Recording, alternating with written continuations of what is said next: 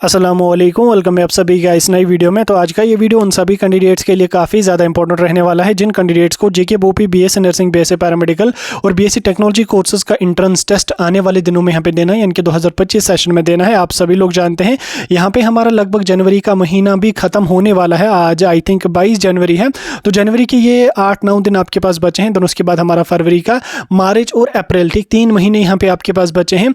मई के महीने में आपका एग्जाम यहाँ पे होगा, 5 मई को हमारा नीट का एग्जाम होगा। 5 मई के बाद या 2 या 3 दिन के बाद आप लोगों का जो है वो बीएससी नर्सिंग का एंट्रेंस यहाँ पे कंडक्ट किया जाएगा। तो कुल मिला के आपके पास यहाँ पे अभी 90 डेज या 100 डेज, सिर्फ 100 डेज यहाँ पे बचे हैं। अब इन दिनों में आपकी क्या स्ट्रैटेजी रहनी चाहिए, या जो बच्चे अभी फ्रेशर हैं जिन्होंने अभी तक प्रिपेयर नहीं किया है उनके बारे में बात करेंगे। वीडियो काफ़ी इंपॉर्टेंट रहेगा, वीडियो को पूरा इन तक देख लेना। चैनल को भी सब्सक्राइब कर देना, व्हाट्सएप और टेलीग्राम ग्रुप दोनों ज्वाइन कर देना, लिंक दोनों की आपको डिस्क्रिप्शन में मिल जाएगी। तो चलिए वीडियो को शुरू कर ले, तो देख लेते हैं यहाँ पे इन टॉपिक्स के बारे में। तो देखो, आप सभी लोग जानते हैं कि ये जो टाइम होता है एस्पिरेंट का, जिस टाइम वो प्रिपेयर कर रहा होता है किसी भी कॉम्पिटिटिव एग्जाम के लिए, तो ये स्ट्रगल का जो टाइम होता है ये काफ़ी ज़्यादा क्रूशल होता है। इसमें अक्सर कैंडिडेट जो होते हैं वो डीमोटिवेट होते रहते हैं कि यार हमसे नहीं हो पाएगा, हम नहीं कर पाएंगे, इतने हज़ार बच्चे फॉर्म भरेंगे, 4000 3000 सीट्स हैं, तो किस तरह से मेरी सीट यहाँ पे निकलेगी। तो आप सभी लोगों को मैं बता दूं, देखो आप लोग जो है वो जो प्रिपरेशन आप जब करते हो, ऐसा नहीं है कि ये डिमोटिवेट आप ही हो रहे हो। डिमोटिवेट हर कैंडिडेट होता है, जो मेहनत करता है वही कैंडिडेट डिमोटिवेट होता है। अभी कोई कैंडिडेट ऐसा है जो बुक्स खोलता ही नहीं है या जो सीरियसली पढ़ता ही नहीं है, 10 मिनट 15 मिनट 1 घंटा 2 घंटा उसने डेली पढ़ा है, तो उसको तो टेंशन ही नहीं है कोई एग्जाम की, तो वो डिमोटिवेट कहाँ से होगा। उसके दिमाग में है ही नहीं कोई टारगेट कि मेरा ये टारगेट होना चाहिए या मेरा ये एग्ज़ाम निकलना चाहिए, मेरी इस कॉलेज में या इस मेडिकल कॉलेज में मेरी ये सीट निकलनी चाहिए। तो वो इन सभी चीज़ों को सोचता ही नहीं है, तो ऑब्वियसली वो डिमोटिवेट हो ही नहीं सकता है। इसलिए डिमोटिवेट वही कैंडिडेट होते हैं जो दिल से मेहनत करते होते हैं, जिन्होंने टारगेट कोई रखा होता है, तो वही कैंडिडेट डिमोटिवेट होते हैं। तो इसमें आपको घबराने की कोई जरूरत नहीं है। देखो, मेहनत करनी है वो आप कर लोगे और वो आप कर भी रहे हो। डिमोटिवेट होना या डिप्रेस्ड होना ये तो आम सी बात है। आपको क्या काम करना है, आपको अपने आप को किसी और के साथ कंपेयर नहीं करना है। आपका कोई फ्रेंड है, आपका कोई रिलेटिव है जो मतलब घर से बाहर निकलता ही नहीं है। अक्सर हम सोचते हैं कि यार ये तो पढ़ता है, 15 घंटे पढ़ता है, 16 घंटे पढ़ता है, 20 घंटे पढ़ता है, तो हम क्या करते हैं, हम अपने आप को उससे कंपेयर करते हैं। तो उस वजह से क्या होता है कि हम में जो सेल्फ कॉन्फिडेंस होता है वो बिल्कुल डेवलप ही नहीं होता है। कॉन्फिडेंस लेवल हमारा जो वो बिल्कुल जीरो पे चला जाता है। उससे क्या होता है कि हम डिमोटिवेट होते हैं या डिप्रेशन में चले जाते हैं। तो आपको क्या काम कर लेना है, आपको किसी के साथ खुद को कंपेयर नहीं करना। चाहे सोशल मीडिया पे आप किसी को देख रहे हो या प्रैक्टिकल लाइफ में आप अपने फ्रेंड वगैरह रिलेटिव वगैरह को देख रहे हो, तो आप अपने आप को उनके साथ कंपेयर मत कर लो। आप हो, वो है।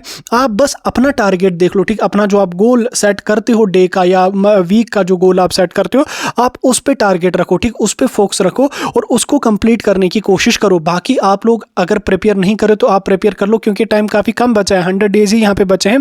इस बीच आपको प्रिपेयर भी करना है, रिविजन्स भी करने हैं, मॉक टेस्ट्स वगैरह भी देने हैं, तब जाके आपको अच्छे कॉलेज में यहाँ पे सीट मिलेगी।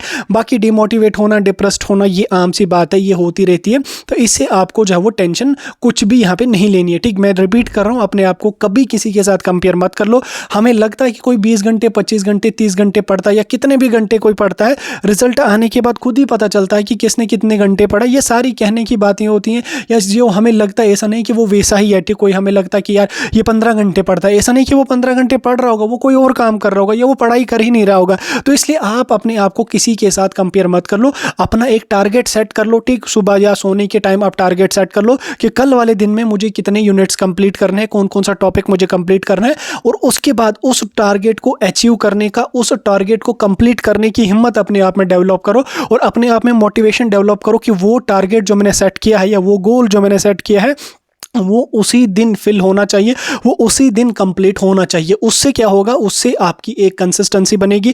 कंसिस्टेंसी अगर आप में डेवलप हो गई, ऐसा कोई एग्ज़ाम ही नहीं है जो आप क्वालिफाई नहीं कर पाओगे। याद रखना, किसी के साथ कंपेयर अपने आप को मत कर लो, ठीक। गोल सेट कर लो, हर दिन गोल सेट कर लो, एक डायरी रख लो अपनी, उसमें सोने के टाइम आप सेट कर लो कि अपकमिंग डे में मुझे कितने बजे उठना है, कितनी बजे सोना है, और उसके साथ साथ मुझे कौन सा सब्जेक्ट पढ़ना है, उस सब्जेक्ट में मुझे कौन कौन सा टॉपिक पढ़ना है, तो उसको सेट सेट कर लो। सेट करने के बाद दूसरे दिन से जो है वो उस टारगेट को अचीव करने की कोशिश करो। ठीक, आप डे का टारगेट सेट कर लो, फिर उसी तरह से आपका जो होगा एक कंसिस्टेंसी लेवल आपकी बनेगी, कंसिस्टेंसी डेवलप हो जाएगी। कंसिस्टेंसी डेवलप होगी तो आप कोई बड़ा सा बड़ा एग्जाम भी क्वालिफाई कर पाओगे। बाकी टेंशन मत लो, परेशान मत हो जाओ। मेहनत अगर आप कर रहे हो तो मेहनत करो अच्छी तरह से, कर नहीं रहे हो तो और अच्छी तरह से आपको मेहनत करने की जरूरत पड़ेगी। तो मेहनत के बिना कुछ भी यहाँ पे मिलने वाला है नहीं। आप मेहनत करो, मेहनत कभी ज़ाया नहीं होती है, मेहनत कभी ज़ाया, मेरे से लिख के ले लो।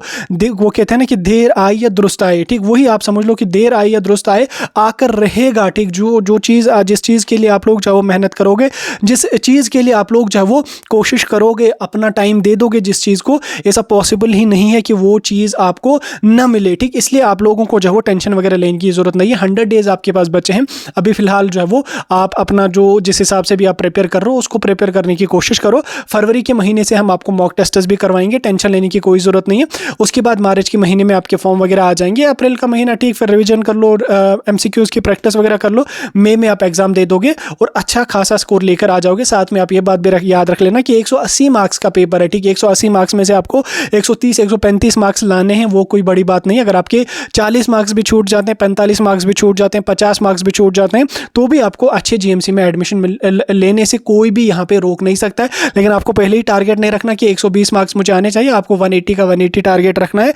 और उसके बाद अगर फिर आपके 140 भी आ जाएंगे, 130 भी आ जाएंगे, तो आपको सिक्किम सोरा में जाने से कोई भी नहीं रोक सकता है। ठीक, बाकी आप मेहनत कर लो, हम आपको गाइड करने के लिए बैठे हैं। कोई डाउट होगा हमें पूछ लो, हमसे कांटेक्ट कर लो, कॉल कर लो, मैसेज कर लो, हम आपके साथ उसको डिस्कस करते रहेंगे।